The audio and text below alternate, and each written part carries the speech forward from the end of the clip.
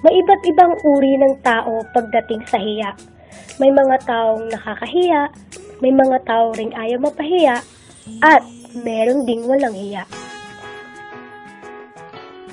Ito ang eksena number 1. Mga taong ayaw mapahiya ang defense mechanism. Ano nga ba ang defense mechanism? Ang defense mechanism ay isang parte ng ugali ng tao kung saan kaya niyang depensahan o pagtakpan ang kanyang sarili. Kumbaga sa korte, malaki ang pinaglalaban. In short, ginagamitan ng pride or ego.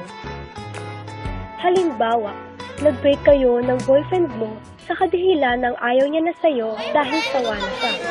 Ngunit nang tanungin ka ng iyong mga kaibigan, ang sinabi mong dahilan ay dahil lang ito sa ka-realize ninyo ng boyfriend mo.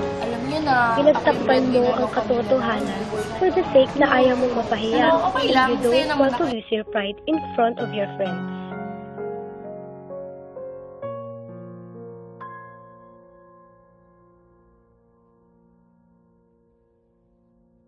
Huwag ka na umiyak sa mundong pabago-bago, pag-ibig ko ay... Eksena number 2. Meron namang mga taong nakakahiya. Yung tipong obvious na nga, may balak pang magsinungaling. Ito ang intellectualization. Ang intellectualization ay isang uri ng defense mechanism na kung saan kaya nilang pagtakpan ang totoong pangyayari. Ito ay kadalasang ginagamitan ng katalinuhan.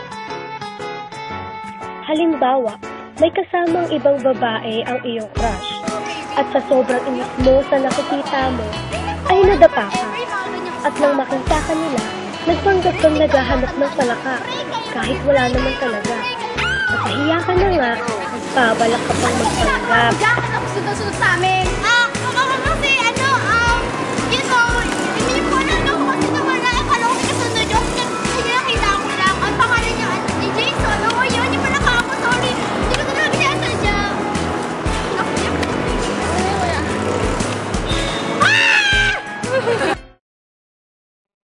Eksena number 3. Sa mundo, syempre hindi mawawalan ng taong walang hiya. In psychology, mayroon tayong tinatawag na behaviorism. Ito ay ang ugali o ang kinikilos ng isang tao sa isang partikular na lugar.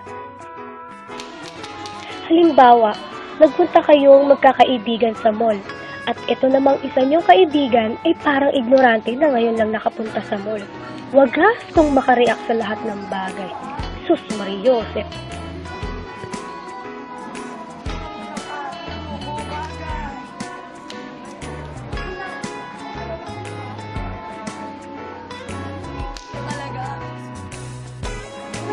Nakakaiba siya.